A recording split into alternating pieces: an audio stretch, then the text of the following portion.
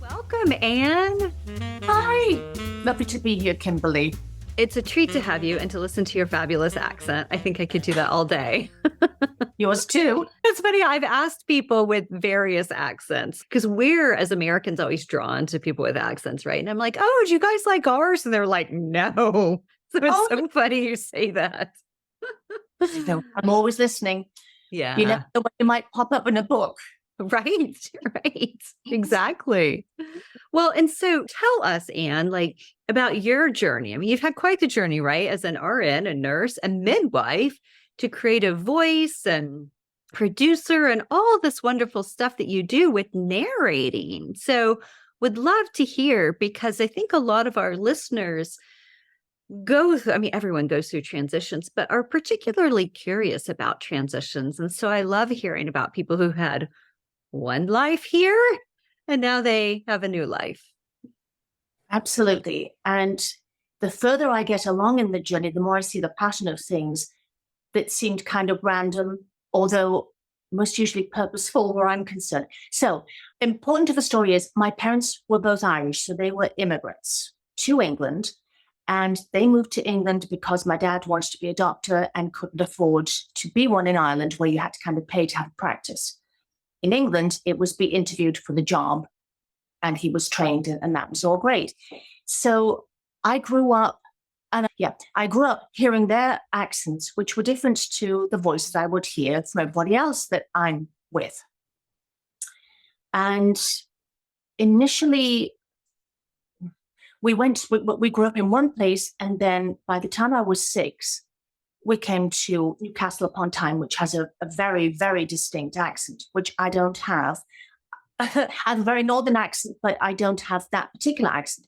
So anyway, that's the beginning of being aware of differences of how people speak and just being different, because that's another feature of my life.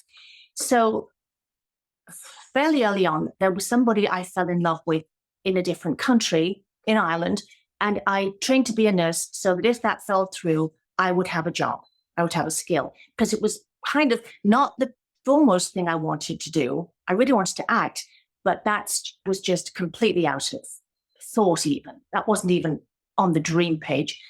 So I became a nurse. I thought that was a good idea because my mother was a nurse, my father was a doctor. So I went to the hospital, trained in the hospital my mother had trained in, which is so unexciting and predictable. And I thought maybe I'd like to be a teacher. But anyway, so got that training, had to get that. And I became a midwife because that was when the midwifery program opened up again. So now I'm back in my hometown for a while. And then after a while, I thought, well, that's fine. So now I always have something within the medical field to fall back on. And I want to broaden my horizons, though. So I became a flight attendant. And in the flight attendant part, I moved to Manchester, which was another northern city, quite like London in some ways, in the north of England.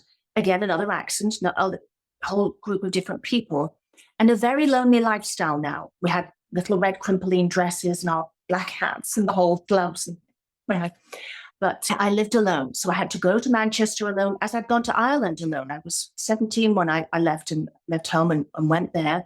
And now I'm in my early 20s and I go off. And yes, it's brave, but it's kind of, you just feel you have to do something, no matter how much it hurts, you've got to move.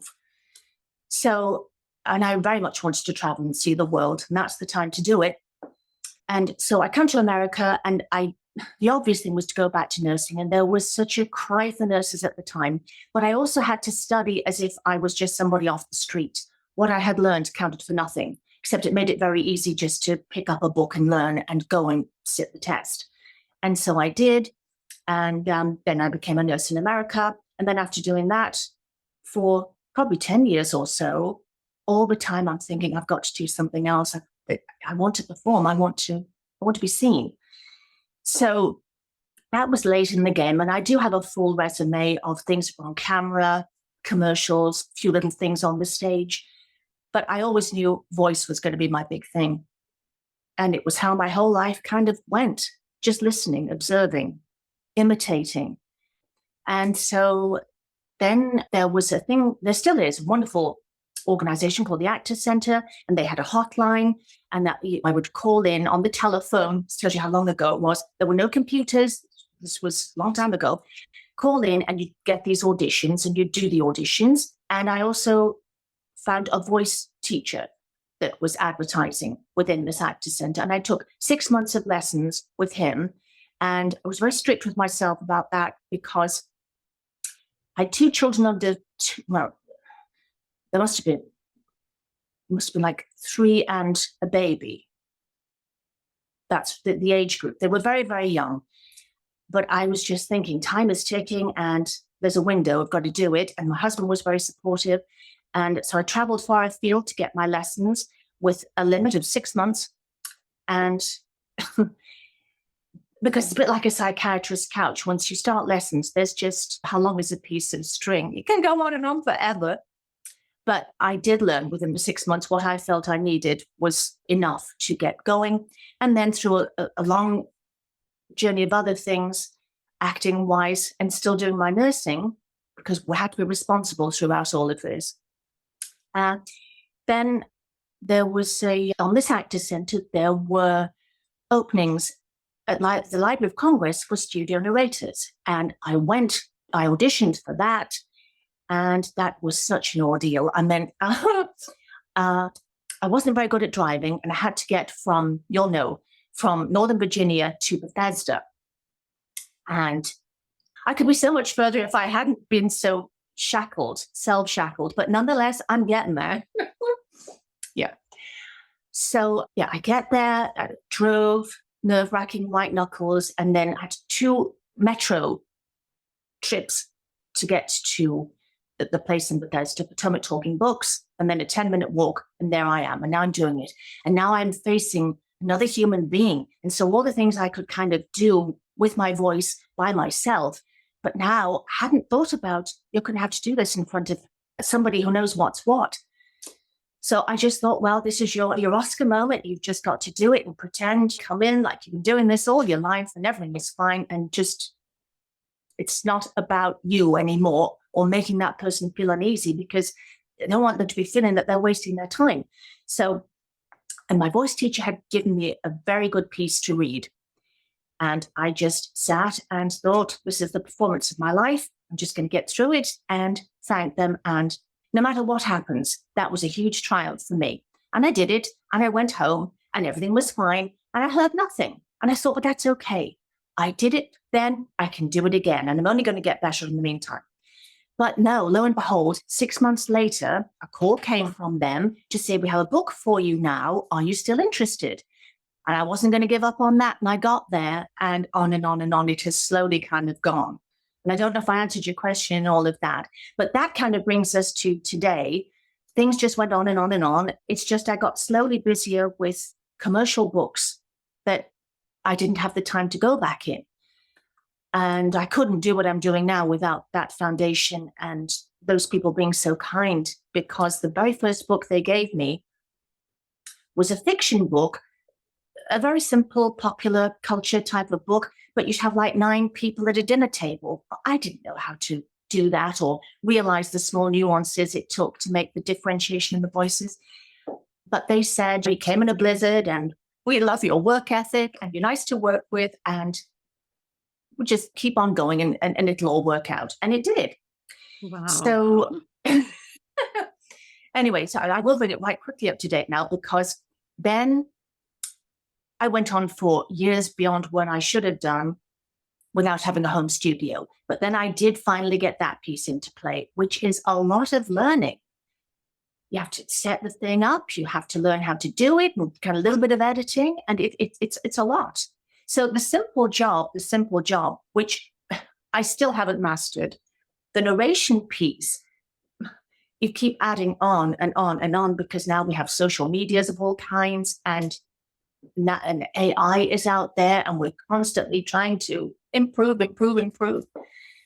So, but that's life always expands, and you either expand with it or you contract and you just stay home and hang your hat. Right. So I hope that answered the question of the journey. Yeah, it's quite the journey. And I was curious as you were talking about kind of those 6 months of lessons. I mean, I think for a lot of listeners, it's like the idea around finding your voice is so important, right? And it's, as we were talking before we started recording, of like being more behind the scenes and getting yourself out there and things along those lines. And I think so much of it has to do with voice. And so as you were talking about that, I was just curious. I was like, what does a voice teacher teach in 6 months that gets you up feeling good about narrating a book or giving a speech or starting a podcast, whatever. So I'm just curious, is there anything that you feel like is transferable for our listeners of what you learned during that training or that you continue to learn now that's helpful in sharing your voice? It's going to sound ridiculous, Kimberly, because I think all the great truths are just the simplest things, because it's like everything is in your backyard, whatever that quote was. The voice lessons I took, there weren't, that I knew of, audiobook coaches at that time. This was kind of a commercial voice teacher for, how to sell Whitey's bleach or reading narrative pieces that weren't necessarily books. So, but that being aside, the answer would be the same, is that it's really about confidence. He gave me the confidence. He taught me a lot of things, but it's mostly about really finding your voice and that you can do these things with it. And he validated that. So it's very analogous, I would imagine, to finding a good therapist. Because it's all in you. It is all there. It's just a case of bringing it out, because nobody can give you a different voice. You have to work with what you have. And so it's mostly believing in yourself and the act of having to perform in front of that one person. If you can do it for one, you can do it for a million, kind of an idea. And I've just kind of grown and grown and grown and grown with that, bringing it to my Clubhouse venture, whereby that is a platform that I can help other people, which brings all my other life, all the caring and the nurturing and those aspects of my life into, yes, I have a voice and I have experience, and I want to share that with you. That kind of like you do. And you were very inspirational in all of those things. And you are my beacon of light, and you're at the top of my dreams list, because from what I learned from you was about finding me. And you have given us all so many tools and just given them, and that they're everywhere. You're on YouTube and your podcast, and I will not miss any of them. And your voice is on a replay in my head. God forbid. But no, you're so sweet. Thank you. And you are a port in any storm, a port of calm, tranquility, and goodness. Thank you, Anne. I really appreciate it. And listeners, which she's talking about Clubhouse, which probably everyone knows what Clubhouse is but me. And Anne had me on her show, and I'll put a link to that in the show notes for you all. But it was so sweet because she reached out to me. She's like, I'm not able to find you on Clubhouse, and I'm looking everywhere. I'm like, oh, is that something I'm supposed to know about? So I'm like Googling, and I go into it and I set up an account. And she was so sweet about walking me through the basics. Okay, in the lower right, you unclick the icon with the microphone. I'm like, oh my gosh, thank you, Anne.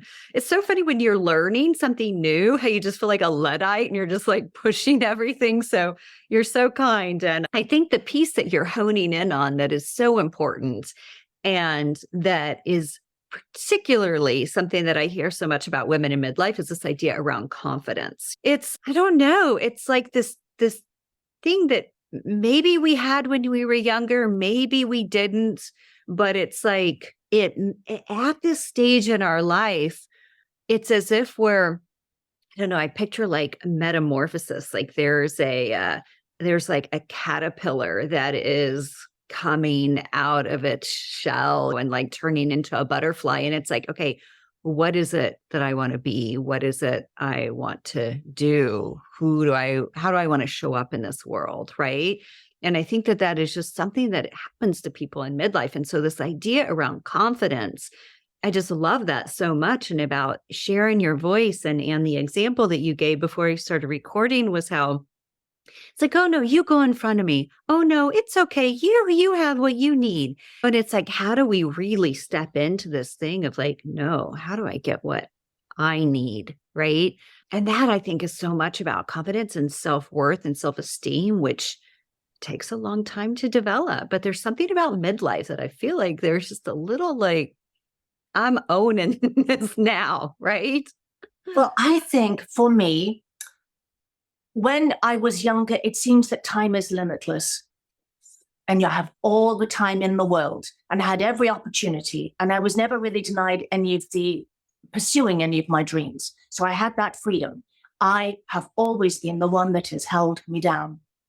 And the freeing of midlife is knowing, and I think it's a very nice way to call it, because I'm not going to live to be 190 or something.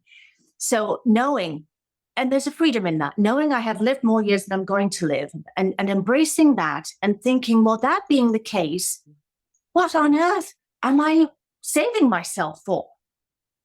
And I did. I kind of saved, in my mind, I saved myself. I don't know what for, but anyway, but here I am, and I'm so lucky. And I've had accidents like a near drowning, right? Fell down a manhole, and all kinds of crazy things that have happened. But I am here, and I'm embracing the sands of the timer. And that's fine, because now each day is a precious gift and nothing is guaranteed. And I can't say I've scored, because I've always been moving forward, just not at the pace that I probably should have done. But better late than never. And the slow person still can cross the finish line, and it's all going to be good. And as I say, the further I get on in my journey, the more I see I wasn't ready or whatever sooner. There were too many shackles, self-imposed ones. And even with the Clubhouse thing, that was just, and that was difficult. I only started that in November, but I figured I can manage that. That's just walking without chewing gum. I think I can manage that.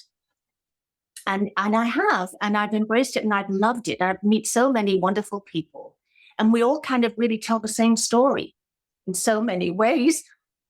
And so that's where I'm at. I am embracing that I'm still here, and things are so much better than I ever thought they would be at any given age. I think you raised something that you said just really resonated. And it is something that I think is jarring. It's like, I've lived longer than I will live, right? You're just like, wow. And as you said, for years, as we were younger, it's like, oh, I got time. I'll do it. Right. And we do have time. There is time. I mean, people do amazing things. And the day we're recording this, we just lost Tony Bennett, who is 96, almost 97. I know it happened this morning. I've been so upset, like listening to his music all morning. But, you think about, freaking 96, a few days from 97. And what a life, right? So it's not as if it's not possible to still be doing amazing things in the second part of our life. And our voice is absolutely critical for that, in whatever way it is you want to use your voice, right? Absolutely. Yes.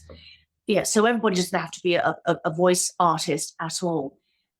But it's expressing, isn't it? It's letting our soul, ourselves, our true selves shine without fear or favor. And it's kind of, here I am. And I don't care so much about what you think.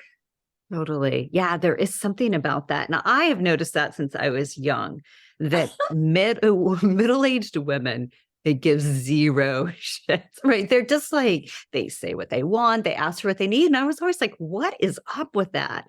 Now, even over my birthday weekend, I got like a couple of emails that I just kind of felt were like annoying, and I just deleted them. Typically, I'm like, oh no, you should respond. You want to get back to people within 24, 48 hours. I'm like, delete. And I'm like, that was oddly empowering. I'm like, I've become one of those women. It's a good thing. It is a good thing, even though it goes against like the good girl thing, but sometimes that's all right. One of my questions for you is I'm curious, like, how do you prepare to narrate a book? Like sometimes people ask me that, like, how do you prepare for your podcast or whatever? And so I'm curious, do you like have a cup of tea? Do you do some yoga stretching, or do you only record on Wednesdays? What's your ritual? I didn't used to have one, but I do now. There's a wonderful voice lady who lives in England, and she's from Northern Ireland, called Nicola Redman. And she's big here in America. I think she's big anyway. She's big to me. And she does an awful lot of stuff and taught me the importance of a warm-up. And it need only be 5 minutes.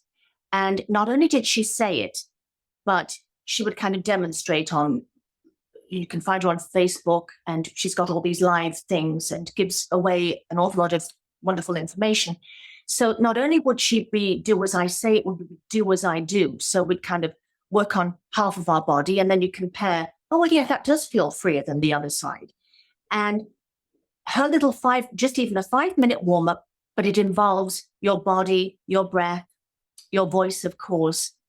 There's 5 components. I can't think of it right now on the spot, but I know you've got to kind of move your body and kind of move your mind and get the blood flowing. And it's a holistic kind of a thing, which brings, and it's perfect because then it brings me to the chair. So I'm in there, and you're in your little dark studio booth thing.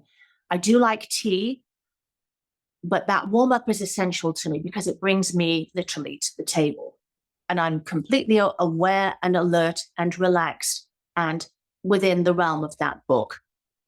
And so before that we even get to that point, though, you really have to read the book and do a lot of research and make your pronunciation lists and be sure that check out any accents you might need to brush up on. And there's a lot of work that goes along before you get into the booth.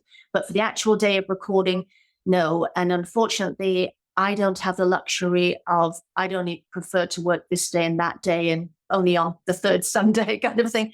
No, I work when I have work, and I just know when the deadline is, and I know how much I can do in a day or how much I need to do in a day, and follow along with that. So how long? Because one of the things you have said, and I've been hearing this, is like, oh, you should do audio versions of your books. How long does it typically take to record? I don't know, like I'm looking over here at books, like your average sized book. Is that an all day? Is that a multiple day? Like I remember when I used to record my yoga CDs, and that's like, say, an hour and 15-minute class. I mean, that was a whole day typically. Yeah, it's going to take a few days at least for myself, or even for somebody starting. I mean, it's considered good to get 1 hour for 2 hours of actual speaking it out, if that makes sense. So there's that, and that's good. So you can kind of extrapolate from that. But the way that I do it now is I think to myself, if I get an hour and a half or 2, well, I look to see how many, and I'm not good at maths or words on a page. I mean, a lot of people go by, and there's a formula, and I should know, I don't, but it's very Googleable. How much speech is worth how many words? And there's edge studio or something.com has a lovely table that's free that you can put in. I have a manuscript that's 5,000 words, whatever. And how many hours will that take me to narrate it? Well, that will tell you a rough guideline. But if you say to yourself, an hour is going to take me at least 2, or when you're beginning, 3 hours, you can kind of figure it out for yourself with a 7-hour book, how many days that's going to take you. And you're particularly starting, you'll find it a lot more taxing than you might have thought, because it's extremely difficult to sit without moving. The only thing that's moving are your eyes, your jaw, your mouth, your tongue, all the spatial apparatus, and your brain. And the processing is exhausting. So you have to allow for that and know that you're going to be very, very tired. You have to keep yourself very hydrated and treat it as if this is an athletic pursuit, because it really is. And it's a marathon, not a sprint. So you have to set yourself up for success with a good breakfast. You'll find out all kinds of things like stomach rumbles. And once that starts, it's non-negotiable. So be aware of your body and what it likes to eat, what will satisfy it and not make it rumble and be complaining, because that's going to make you stop. Some of us are very moist in the mouth, others are very dry. These are all things that will impact on the recording, and you won't necessarily know that until you start to do it. So anybody embarking on it, and be gentle with yourself and just treat it as an exciting adventure. Leave yourself more time than you think you're going to need. And it might not even be bad if you could kind of enlist, like even having your partner there to kind of rally you along to begin with, or another ear listening to what you're doing, if that's in any way possible. That could help.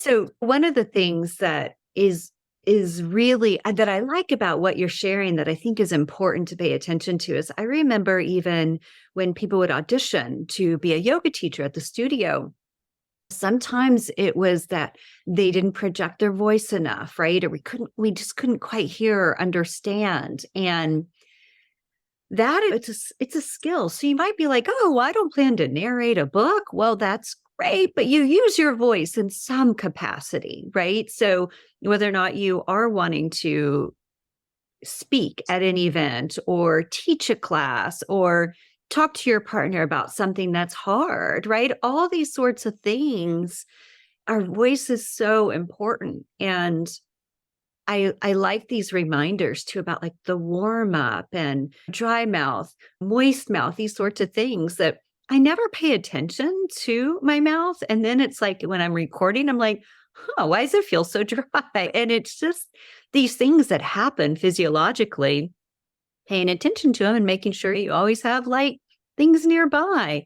And as somebody who talks with their hand, you do have to be careful because you're going to be hitting the microphone and, all sorts of things. Or even these mics, they rub against clothes. So there's just little things that you have to really think about. And now that so much is done virtually, your team meetings or what have you, it's like, it's just good it's good to know when you're muted and not. Exhibit A. But it's like just good to recognize, do you have good mics? Do you have things that are setting you up for success to really be able to share your voice in a way that people aren't like, Anne, I can't hear you. What are you trying to say? So I love these as just examples of really how to project yourself in a way that allows you to really show up fully. Right. That's so important. And something I want to stress to everybody, because not everybody is going to be narrating an audiobook. But as you rightly said, we all have times when we need to speak and to be heard and to get our point across, particularly on the telephone with difficult receptionists and so forth. I couldn't tell you how many times I've had to use all kinds of tactics with my voice to be heard, to get that appointment or whatever the thing across is. And around that, I think a piece that isn't so often brought out is the kind of the telepathy of the communication with this stranger. So whether it be your audiobook listener, your podcast listener, the receptionist on the end of the phone, the airline booking person, whatever, that's probably prehistoric.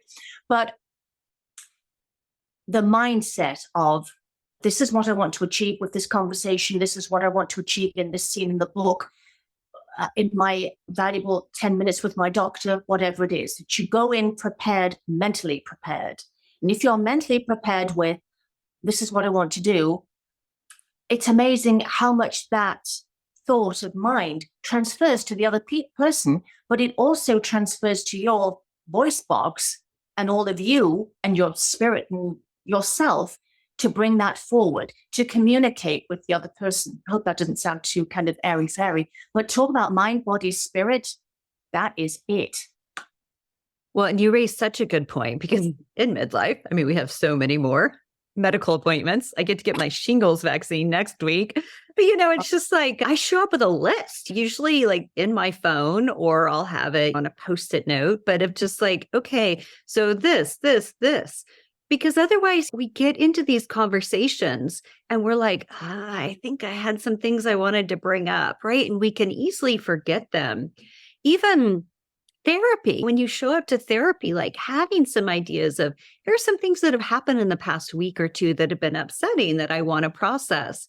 Because you may show up on Wednesday and it's been a pretty good day. So it might be like, why am I here? But yet the past 2 weeks have been tumultuous. So being able to kind of capture things and then to articulately give voice to it it really is so important. And as we talk about this idea of confidence, it helps to build it because we know what we want and we're here to ask for it. Exactly. And particularly because I have that extra layer of, I know the power of what thinking a thought and having that emotion transfer digitally to a listener. So I know that because I've lived that and I do that. And then I bring that into my own life. And that's something that I wanted to articulate to everybody else. Not that they have to be narrating audiobooks, but just the power of thinking your message will go into everything. And that is a huge empowering thing that I don't think we hear so much about. But that's my piece of it. Thinking what the end result is. So are you thinking that you want to be calm? Are you thinking you want to be confident? Are you thinking you want to be perceived as in charge?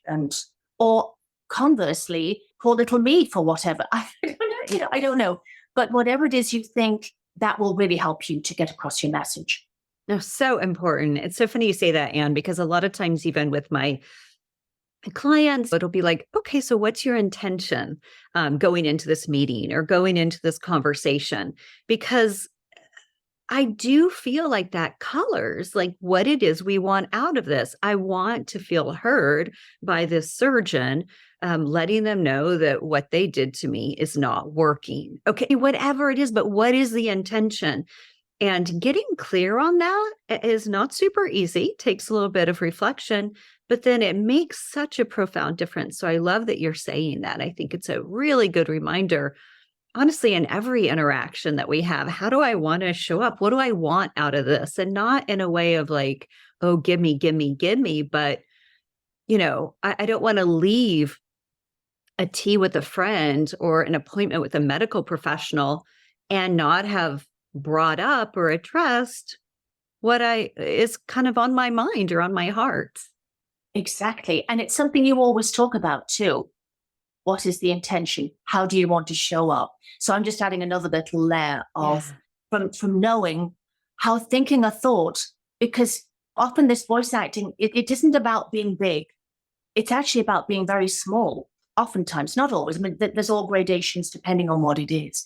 But if something is heartbreaking, to really make that feel, you honestly have to feel it. And that isn't necessarily a huge, big outward emotion, but it's a huge emotion that's small in volume, but huge in feeling. Right. And so having felt that, and just as we've just said, in modern life, you so often have to really fight or whatever to be heard in important places. And with doctors and so forth, really especially. Yes. Even on social media, right? It's like, I mean, not that we're fighting to be heard, but I mean, there's so many amazing voices out there now. And so it's like, what is it that's unique about yours in the way in which you want to be or feel heard? So I think it's just a great reminder and a great thing to think about regularly. What is it that I want my voice to contribute? How do I want my voice to contribute? Right? Yes. And so, Anne, my last question for you, and I always like to ask people, this question is the name of the podcast, Tranquility du Jour. And so I'm curious, how do you find tranquility in your life? This is the question I've been dreading because it's hard, but it usually is either listening to your podcast, honestly, not to be sappy, but it's true, or listening to an audio. I'm usually still listening to some kind of a book. I love shopping. And I particularly love thrift kind of shopping, that kind of a thing. I like to exercise because you have to kind of keep the body, to keep the whole thing moving along. And it feels good to move when you can force yourself, because sometimes it's not the most automatic thing. But if you just take a few steps, then you find, oh, that was 5 minutes. Well, I can do another 5, and on it goes. And you know how much better you feel when you do it. Just those kind of simple things. Nothing, I'd love to say I scaled Kilimanjaro or something. And oh, no. Very, very simple things. Cups of tea, talking with friends. All good things. We can't all scale Kilimanjaro, right? But we can all have a cup of tea and move our bodies and spend time with friends and all these things that are really important. And they may seem trite sometimes, but yet really those are the building blocks of our lives. So I love that answer. I think it's beautiful. Thank you so much for being here with us, Anne. And listeners, I'll put a link in the show notes. I wrote down Edge Studio and anything else. Yes. Yeah, I can tell you another time, and you can put it somewhere. Okay, great. All right. Well, thank you so much for being here. And it's such a treat. And yeah, I look forward to sharing. Thank you. Thank you, Kimberly. I enjoyed every minute.